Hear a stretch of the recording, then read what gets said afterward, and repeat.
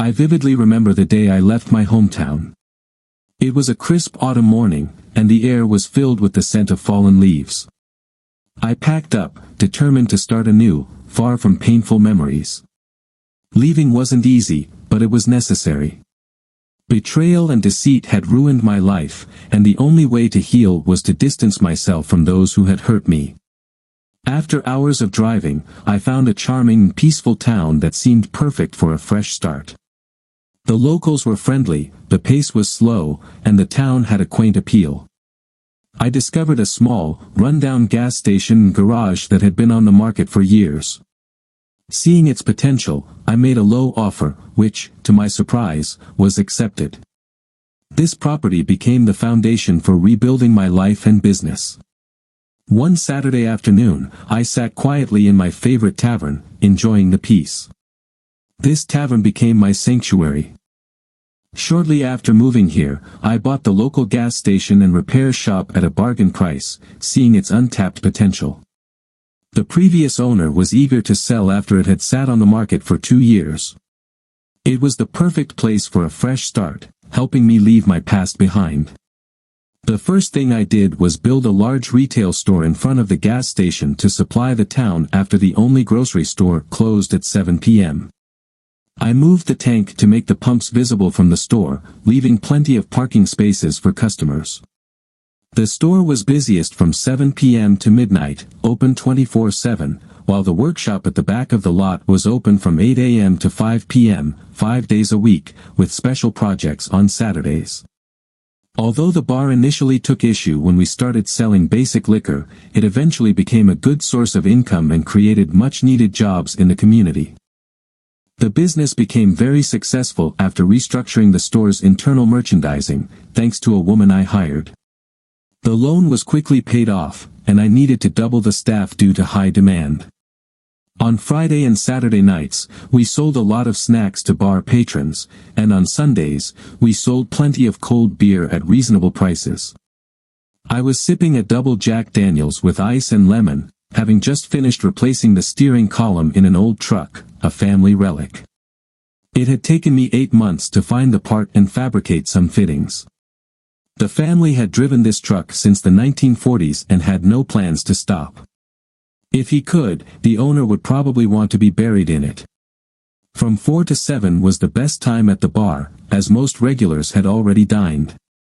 In a couple of hours, the place would fill with a lively crowd, and local farmers would bring their daughters to relax after work. In my 2 years here, I had built a solid reputation and made many friends. The locals looked out for each other and kept me informed of anything unusual. I went to the bar once a week, always on Saturdays, for a drink before heading home. It was my quiet time to gather my thoughts. Then I saw them come in, and I wished I hadn't. They ruined a perfect day. The woman was my ex's twin sister, and the young man with her had once been my son. Memories I didn't want to remember came flooding back. I realized that sometimes you don't see the wrong in people you live with. The boy had grown and looked more like his biological father, proving that the truth always comes to light. Why were they looking for me now? They spoke briefly with the bartender, showed him a photo, and left. I was grateful for my long, unkempt hair, beard, and mustache, which made me look different, especially since I had lost weight. Nobody noticed when I sent a quick message saying, "Come home when you can." About half an hour later, the bartender came over and sat at my table. What did they want? I asked. They wanted to leave you a message. They heard a rumor you lived here and came to check, he replied. They said a woman named Will is dying of cancer and wants to make peace. Pretending not to recognize the name, I said, "Who are they, and what do they want?" I pulled out a cigarette, tore off the filter, and lit it. The woman is my ex-wife's twin sister. The young man is the illegitimate son my ex-wife passed off as mine for years. Based on your experience, do you think they were telling the truth? I asked. From their body language, I'd say they're partly honest, but they're hiding something big, he replied. I nodded. My ex-wife and her sister had always been deceptive, pretending to be innocent while betraying me. My thoughts drifted back to nearly 7 years ago when I left, vowing not to return for at least another 7. They had laughed at me, thinking I was a fool, but they learned a hard lesson that day. They never saw or heard from me again. They had no idea that a few weeks before, I had discovered that our youngest son was actually the son of my brother-in-law. That revelation started me on the path to where I am today. A family member who had seen Will and Tammy, the evil twins, betray me too many times provided the proof. She called them black witches practicing pure evil. Earlier that week, before I left, I discovered a new insurance policy in my name with double indemnity for accidental death, totaling $4 million if I died. An old wise woman advised me to run away. When I left in my work truck, I had no idea it was already packed with everything I wanted from my 16-year marriage. I drove away without looking back and ended up 2 states away. Some of this was my fault, as I got Will pregnant when she was 16, and I was 18. My family persuaded me to marry her, and soon we had 2 more children. Will thought it was funny. She would tell our daughters, "Your father will come back when he calms down, he just needs to get his sense of humor back."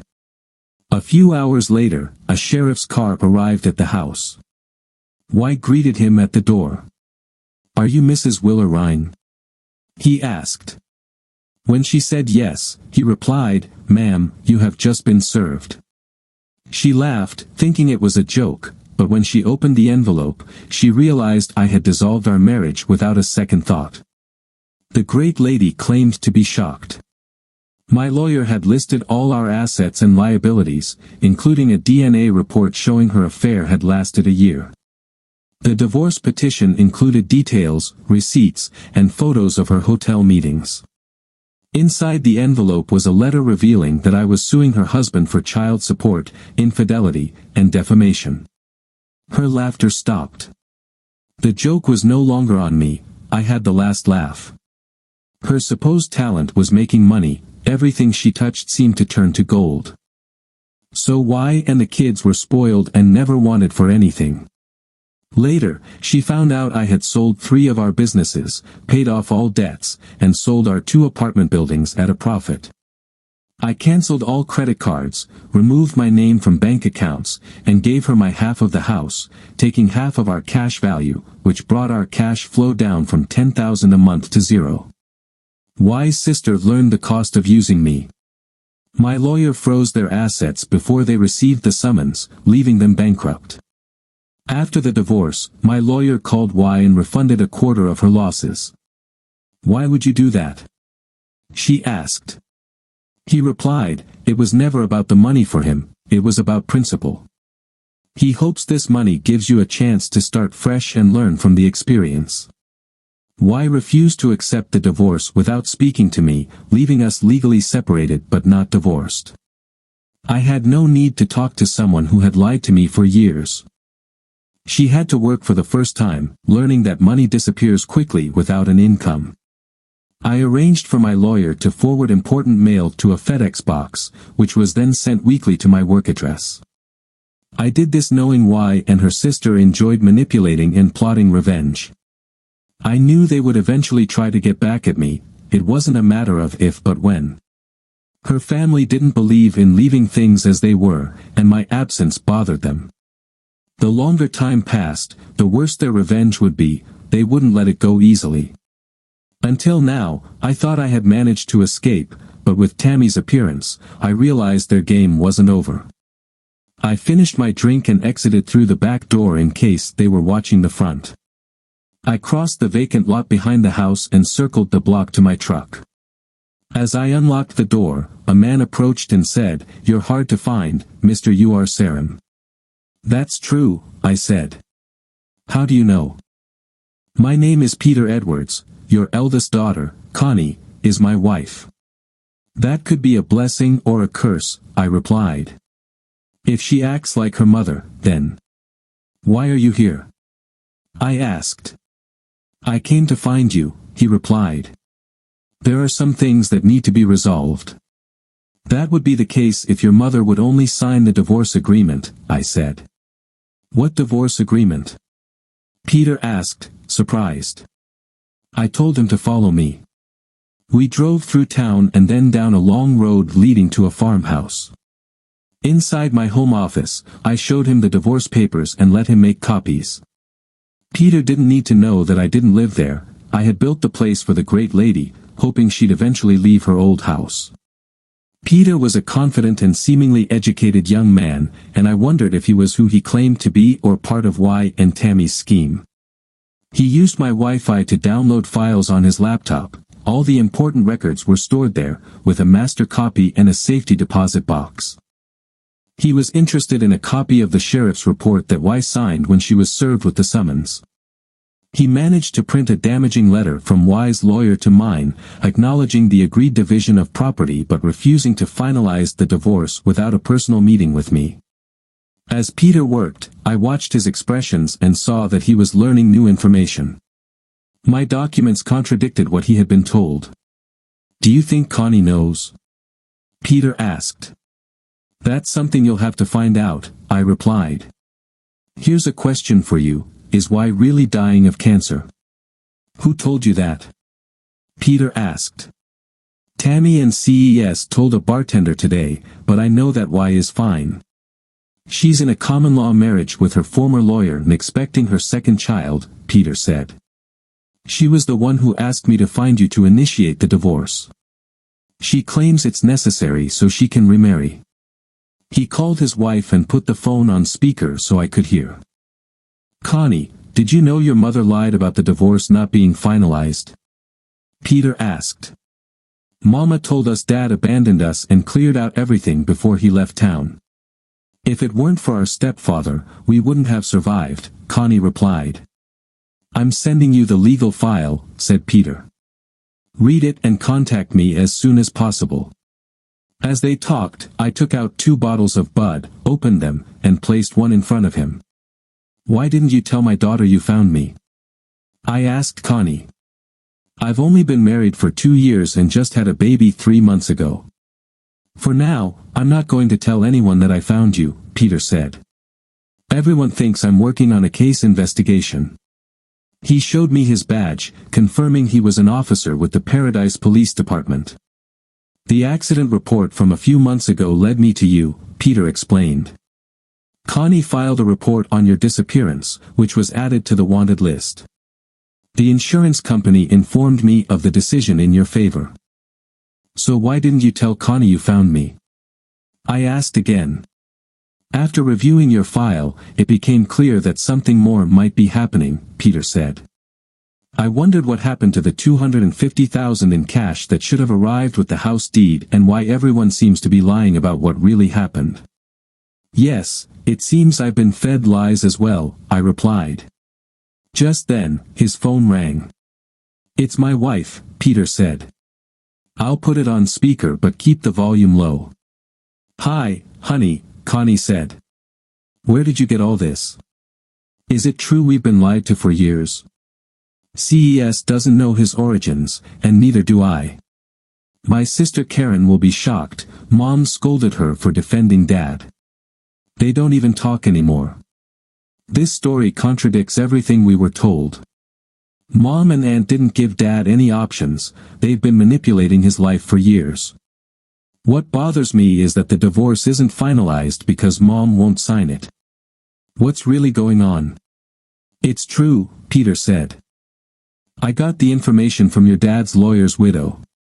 I had to leave the state to find her. Her husband kept duplicates of all his records. According to the documents, your mother was served with a divorce petition the same day he left. I wrote a note for Connie to speak with her great-grandmother, if she was still alive. It's crucial to find my father now, Connie said. He deserves to be free from Mom and her schemes, at least to finalize the divorce. What happened to the money she received? Why did she have to sell the house if it was hers? The more I investigate, the more I wonder what's going on. And why did she plan to sue him for abandonment as soon as she found him?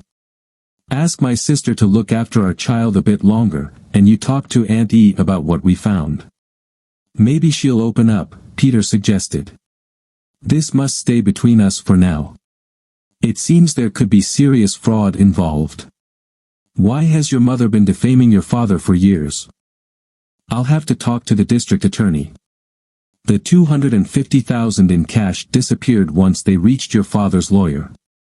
Don't tell your sister yet. Even if the DA investigates, it's better if no one else knows. I got up to get some beer, giving Peter privacy until he finished his call. Why do you want Connie to speak with Aunt E? Peter asked. He gathered all the information about Willie and George's affair, I said. She never married but took care of the family like a mother raising her only daughter. Being a single mother changed her perspective. She thought Tammy and Y were conspiring and using George and me, but their ultimate goal isn't clear. Is that true? Peter asked. Aunt E's granddaughter, Hod, wants her to move in with her, but E insists on waiting until the truth comes out. Hod visits with her 2 kids. She lives a very private life, I said.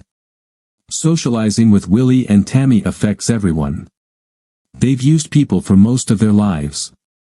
It wasn't until E gave me the material that I realized this. Do you want to ask me about your children before I go? Peter asked. Not until I know you are who you say you are, I replied. This could be another part of their game, to investigate my lawyer's sudden death. Why, if she plans to sue me, does she think she can win? Peter's face turned pale as he realized the type of people he had married into. We decided to trust each other enough to exchange numbers, and he promised to keep me informed. I walked him to the door, shook his hand, and said goodbye. After he left, I locked up the apartment and took the long way home to make sure I wasn't being followed, giving me time to think. My life had improved since leaving the past behind, and I didn't want to relive it. Knowing Willie and Tammy, I had to prepare for whatever might come, as they would do anything for money. As soon as I walked through the door, 2 small children wrapped around my legs. I picked up my 3- and 4-year-olds, the apples of my eye, just like their mother. I felt blessed to have all 3 of them in my life. My wife, Hod, called out, saying dinner was almost ready, so I went to wash up. During dinner, I told her about my day. Since closing that chapter, I could never have imagined my life turning out like this when I left paradise nearly 7 years ago. I had promised my grandmother E to stay in touch, and I did, calling her every Sunday. About 1.25 years ago, she called me, asking for help. Her granddaughter Hod needed to escape a failed marriage and find a safe place to start anew. Hod, 10 years younger than me, had no children and lived on an army base out of state. I didn't know much about her, but I owed it to E and was happy to help. It took me a week to find and partially furnish a 2-bedroom apartment for her in a small town, which was nearly impossible without a friend's help. When I arrived to pick Hod up, she had quit her job, emptied her bank accounts, and packed her bags. Her husband was about to enlist in the army after his last training exercise. I arrived quietly around 8 p.m. with a rented U-Haul truck. With help from a few neighbors and friends, we moved everything she wanted onto the truck. I left her town in under 4 hours, refusing to say where she came from for security reasons. As we drove back, Hod and I got to know each other. That night, she received a call from her grandmother. I smiled when she said, "Grandma, Art picked me up, you could have warned me.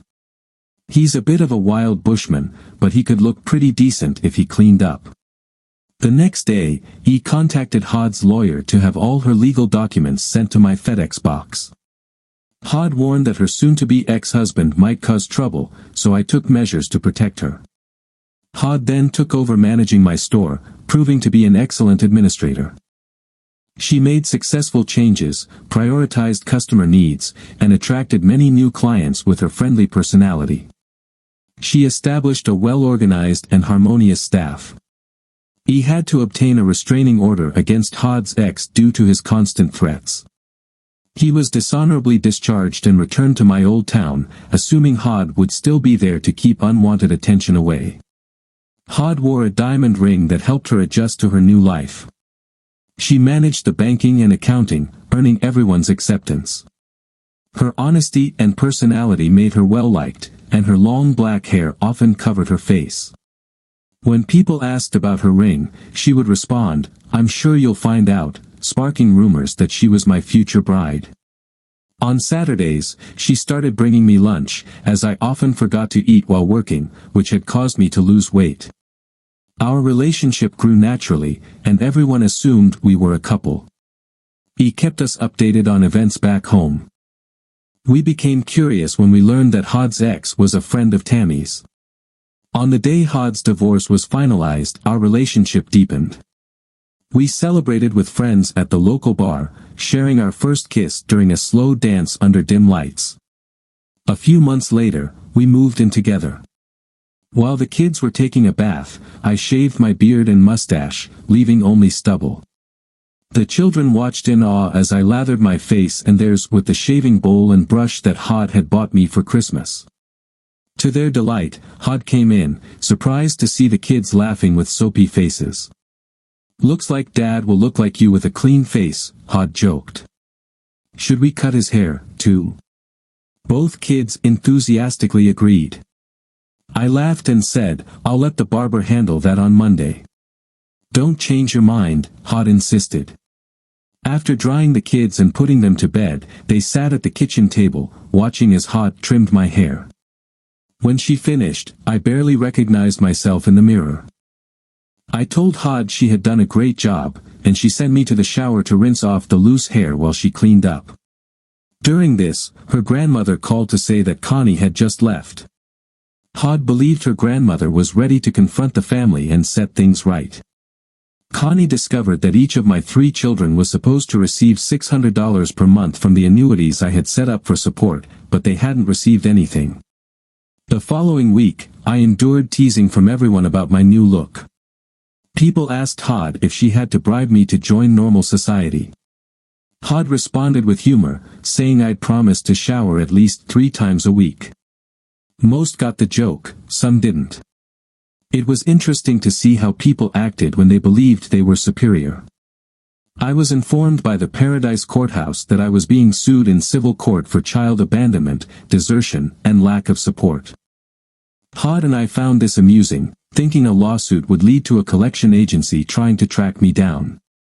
Even the postman found it funny. His boss and the district attorney hired a lawyer to represent me, piecing things together. Peter estimated that Willie and Tammy had stolen over $48,000 from each of our children. They began re-examining my former lawyer's sudden death, reopening it as a criminal case, with Hod's ex becoming a person of interest. If the findings were accurate, Willie and Tammy could face 7 to 10 years in prison, and Will's former lawyer, now her common-law husband, could be disbarred. The lawyer they hired for me would be paid by them, and I needed to stay hidden to help build a stronger case. We had a few weeks of peace until he called on Sunday night, informing us that documents would be filed on Monday. She sent everything she had gathered over 7 years, including notarized statements, video conversations, and names of attorneys for a countersuit. An accident insurance policy worth $2 million caught my attention, explaining some missing funds. Hod discovered that it had been purchased 6 months before I left. We spent half the night sending information to the district attorney, confident this was a setup to lure me back.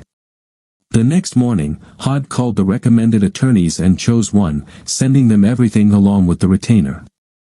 As soon as Will's team filed the lawsuit, they would serve her before she received it. On Friday morning, Hod called me. E was on her way with guests, having left Thursday night and stayed overnight in a hotel, signaling that things were heating up. Hod and I decided to close the store on Saturday and spend a long weekend with family. Peter would be traveling with Connie and her child. All Connie knew was that they were visiting Hod. Around 7 p.m., we saw a Ford Explorer and another SUV pull into the driveway. The adults stepped out of the cars. Hod noticed my concern and took my hand. My truck was hidden in the garage, so no one knew I was there. Who's that? Connie asked.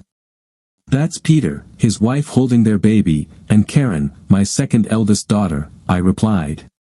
Are you ready for this? Peter asked. As ready as I'll ever be, I said. Todd, holding our youngest daughter, opened the front door. We all stepped out to greet our guests. Karen froze upon seeing me. I handed my son to his great-grandmother and embraced Karen tightly. Connie gave her child to Peter and joined us. My daughters had grown into beautiful young women, and seeing them together was unforgettable. It's good to see you again, Peter, I said, shaking his hand. After introductions, Todd served a large dinner: beef roast, mashed potatoes, gravy, scones, Yorkshire pudding, green beans, and warm apple pie for dessert. Once the kids were settled, we began discussing everything. First of all, Art, is it okay if I call you Dad? Peter asked. I nodded. Then, Dad, the district attorney believes Jay's car may have been involved in the accident with your lawyer. We're doing a paint comparison with the current owner's car. If it matches, he'll be charged with manslaughter, Peter explained. Peter continued, explaining that the fire that destroyed his office on the same night was being treated as arson. He was seen in the background of the video. Since Willie and her lawyers sealed the divorce papers, they think there are no documents to prove what happened and filed a lawsuit against me this week. Todd looked at me and burst into tears. I always thought you were overprotective when you moved me here, but now I see you weren't. I thought your questions to my grandmother were odd, but now I realize you needed to understand who we were dealing with before making a plan. Will and Tammy received your lawsuit on Thursday, said E. They must have figured out I was in contact with you. We feared they would start harassing me, so we came here quickly. Grandma, your house is ready, said Todd. It's all set up, so you only need clothes. I brought most of them in, he replied. I'll send the rest, including the antiques. I gave Art power of attorney to sell the house and furniture. It's time to leave paradise. I'll go back with Peter and Connie and rent a truck to move everything. It's time to see if our suspicions are correct, I said. What suspicions? Peter asked. The lawsuit against me is a scheme to lure me with $2 million in accidental insurance, I replied. It's clear my former lawyer's death was a test. Peter, Connie, Karen, and Todd exchanged knowing looks. They were planning your death, Dad, Connie said. Did you know that before you left town? I had a strong suspicion, but even my lawyer didn't believe me at the time, I answered with a broad smile. You experienced firsthand that I was right, Peter said. Peter excused himself to make some important calls, giving my daughters, my wife, and me time to catch up. Todd found photos of me from when we first met, and both daughters admitted they wouldn't have recognized me. When Peter returned, everyone went silent. Willow will be detained after the holidays, Peter said. We can hold her for 48 hours before charging her with 3 counts of theft for stealing annuity payments from her children, expediting the process so she won't have an immediate bail hearing, Peter explained. Dad, are you using my children's father as bait to draw out my cousins? Todd asked. What assurance do I have that he won't become a victim? I looked at Todd, and she saw my determination. He'll do it without hesitation, no matter what I think, said Todd. She knew me better than I knew myself. That's why I called him, to save you from your ex, he added. Art never asks anyone to do what he wouldn't do himself. He wants to free us from those women once and for all. My only fear is that Art will put himself in danger again, Todd responded with a smile. If Art were a boxer, he'd be the world champion, said. He's quick and can outthink them. Will and Tammy have no idea he knows anything. Relax, girls. I'll be in Peter's hands, I said. If anything happens to me, remember Peter will be accountable to Connie, I added. Peter nodded, aware of the risks of my return to paradise. Later, while the women were deep in conversation, Peter and I talked. The DA believes Hod's ex will make a move once he knows you're in town. He'll be furious when he finds out you rescued Hod from their terrible marriage. Willow will learn you're here from an informant planted in the city jail on Thursday morning. If he's caught in the act, he'll reveal everything to save himself, I explained. Given his military training, he's always admitted responsibility when caught. He's a follower, not a leader. So, I expect he'll surrender easily. He stays with Will and Tammy because he's easy to manipulate, Peter replied. The sign read "Welcome to Refuge City, population 34,848, confirming that the town council had declared that U.S. laws didn't apply here. It was like the Wild West, with justice depending on the local authorities' decisions. Law-abiding citizens were prosecuted while illegal activities were ignored, reflecting a distorted version of progressivism. The working class paid for others' sins to please those in power, who wanted lower wages and cheaper labor. Many actions were taken to provide that opportunity, requiring those in power to look the other way. Not much had changed here in almost 7 years, aside from the newly paved Mine Street. I decided my first stop should be my old favorite spot if it still existed. Fortunately, Bobby Bettis Burger Bar was still there, looking the same but freshly painted. I arrived at the parking lot, got out of the U-Haul truck, and headed to the main entrance at 11:15, just before the weekday lunch crowd. I counted on being recognized, as I was a businessman in a former life. We wanted everyone to know I was back. I sat down and picked up my menu. I noticed several people glancing at me and using their cell phones. A waiter brought me coffee and cream and asked if I was ready to order. Is the Wednesday special meatloaf, baked beans, and garlic mashed potatoes? I asked. How do you know that? The waiter inquired. It's for regular customers and isn't advertised, I replied. Tell Jack that Art wants brown gravy and fried onions with the meatloaf. The waiter looked at me as if I were crazy. I got up and said, forget it, I'll tell him myself. I walked through the glass doors toward the kitchen, with the waiter following and calling out my order. Jack turned around and looked at me. Idiot, Jack said with a teasing smile. You're a few weeks early. Welcome back, old friend. He called out, Susan, bring Art's coffee here so we can catch up while he eats, Jack said.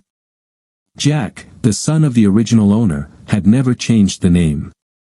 We'd been friends most of our lives. We chatted until just before the lunch rush. He asked a staff member to bring his wife to join us, giving us the chance to talk about some important matters.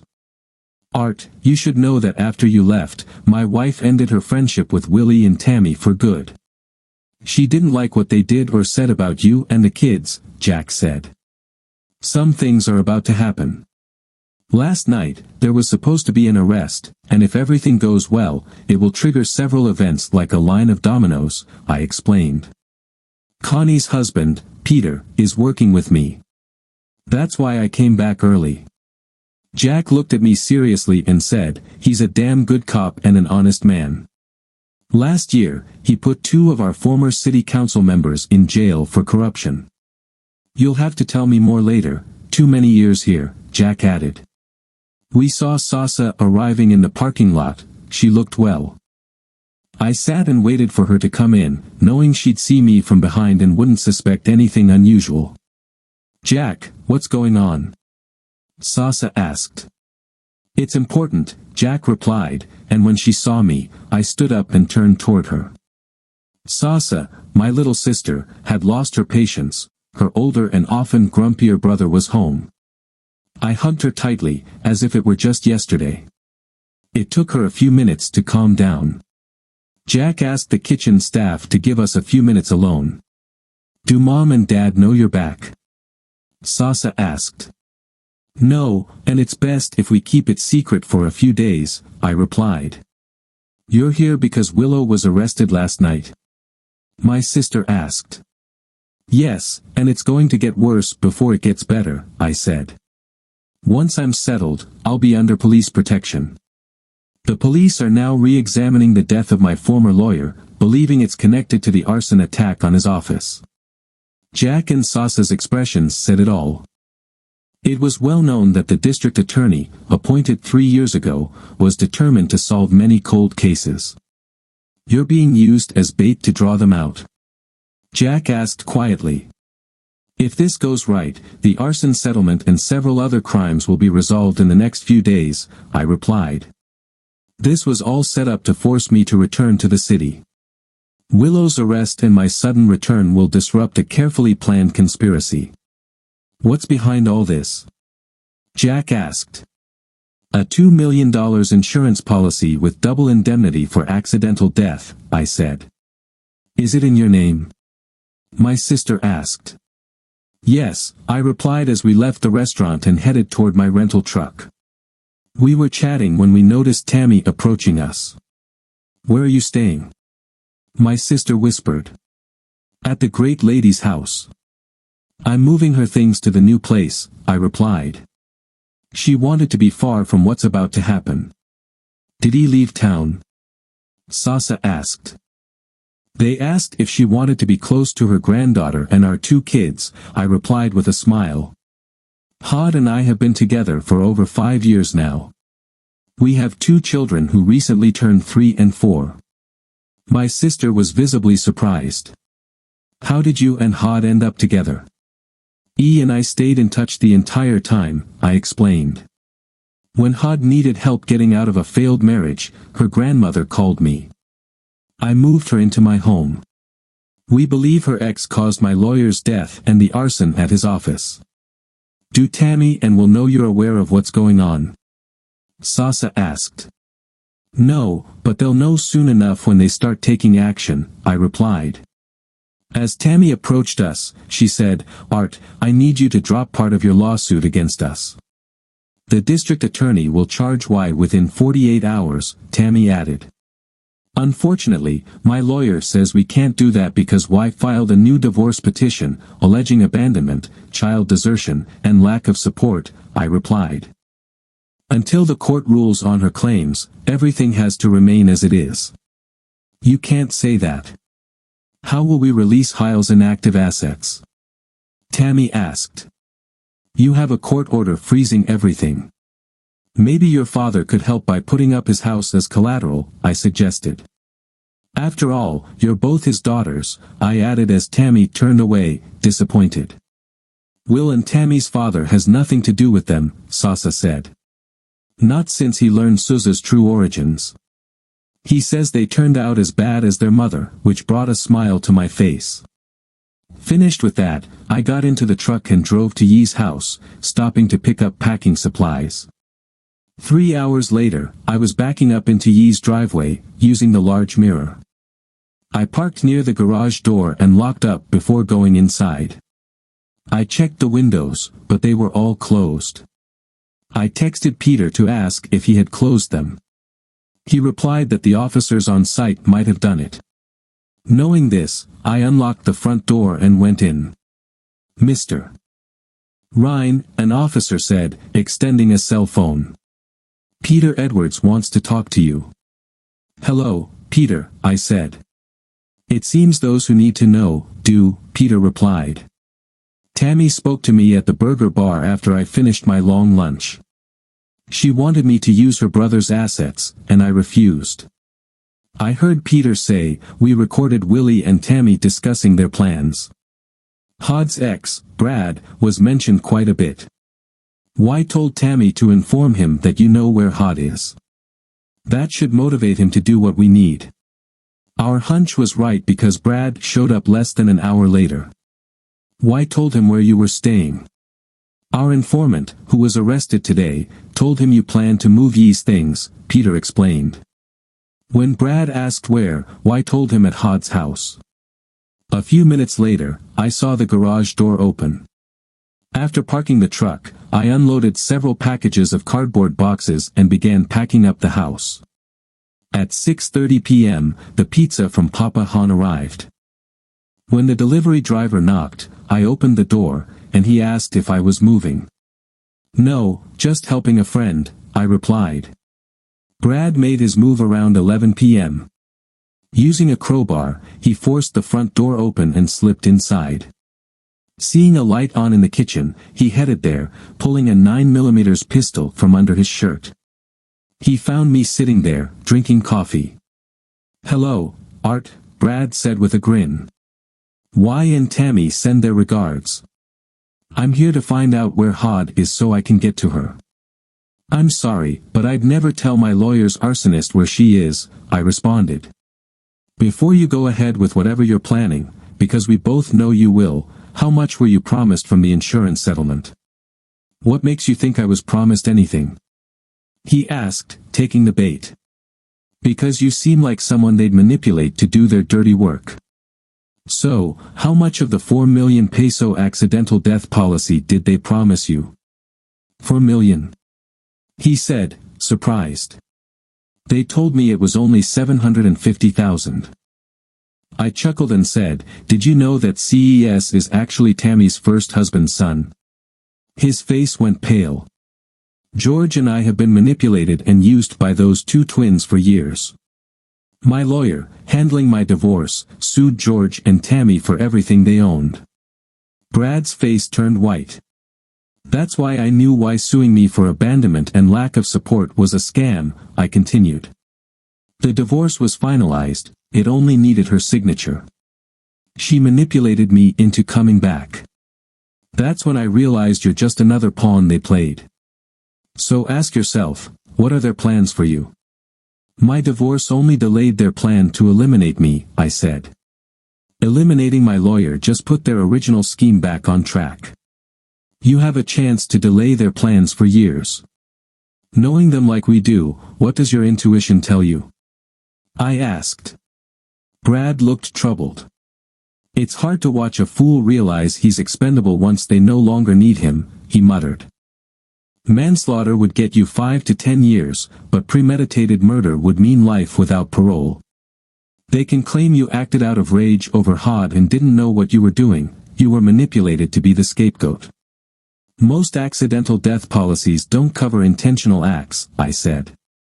"If you were me, what would you do?" Brad asked. "I'd make a deal, turn over state evidence, and hope they take your cooperation into account. That way, you'd get justice against those who plan to throw you under the bus," I replied. Brad placed the gun on the table and said, "Call the police." "Brad, turn around, they're right behind you," I said. Connie watched her husband on the phone, wondering what was going on. Peter had told her that her father was at Yi's house. A late call on his cell phone woke them both, and while he talked, she put on the kettle for hot chocolate. When Peter hung up, he smiled. "Your dad surprised us all tonight." He talked to Brad and essentially forced him to confess everything. The undercover officers recorded it all. Connie froze in surprise. "How did my dad do that?" "He told Brad a few facts he didn't know, like the truth about Sousa's origins," Peter replied. "I think your father convinced Brad that the insurance policy wouldn't pay for intentional acts. That was the deciding factor, even though I don't know if that's true. But it created enough doubt for Brad to accept the consequences of a lesser crime rather than life without parole. Auntie always said your dad was a quick thinker, but this was unexpected." "What does this mean for my mom and my sister?" Connie asked. "If he agrees to testify against them in court, they'll both be charged with arson, manslaughter, and at least one count of attempted murder against your father," Peter replied. Connie picked up her phone and called Hod to let her know the plan. He would watch the kids for a few days because Hod would head to the airport. Connie would meet her once she received a text with her arrival time. After ending the call, Connie explained everything to her sister. By then, Peter had already dressed and was on his way to the station to obtain Brad's signed statement before the night ended. I didn't wake up until 8 a.m. The first thing I did was call Jack to arrange for the front door repair. He said he knew someone, and within half an hour, they were there. The door was replaced, new frames and locks were installed. The worker was finishing up when my daughter Connie arrived by car with Hod. Hod jumped out and ran to me, tears streaming down her face. In that moment, I realized how much she had been through. Brad was arrested last night, I said. He turned himself in to the police, protecting me. I was never in real danger. If that's the case, why didn't you call me? Hod asked. Why did I have to hear about it from Connie? It was almost 2 a.m. when the police left, I replied. Honestly, I thought I'd call you today. I put my arm around my wife and drew her close. I promise, I'll never put myself in that kind of danger again. As soon as the repairman finished, we packed up the car, stored her luggage, and headed to my brother's restaurant for breakfast. There, we were greeted by Karen, Sasa, and my parents. Jack's staff had to push 2 tables together so we could all sit together. Hod was warmly welcomed by everyone. Our breakfast was excellent, and with all that had happened, we were thrilled and finished everything. My parents were delighted to learn that Hod and I had 2 children named Carson and Hunter, in honor of my 2 grandfathers. They looked through all the photos of our kids and us that Hod had saved on her phone. My daughters opened up and shared how they discovered me through Aunt E. We were still there when Peter joined us. I noticed he looked tired. Willie and Tammy are now in custody, Peter said. Brad confessed to everything, including their initial plan to eliminate his father. He'll be charged with arson and manslaughter when he testifies in the trials against the witches. Tammy and Y faced 3 charges of grand larceny, 2 charges of conspiracy to commit murder, and fraud. The district attorney is meeting with the divorce judge who handled your father's case to expedite the finalization of your divorce. Peter, are you saying that Art and I can finally get married? Hod asked, trying to process what she had just heard. The DA took the papers to the judge, Peter explained, along with your father's original divorce papers. He hopes that with full information, the judge will waive Y's signature requirement, the waiting period, and issue the divorce certificate. Jody, I said with a smile, I think it's time I bought you a proper engagement ring and finally proposed. Everyone murmured in delight at my comment, and Jody's eyes filled with tears. She had always believed we'd get here, but this was more than she had expected.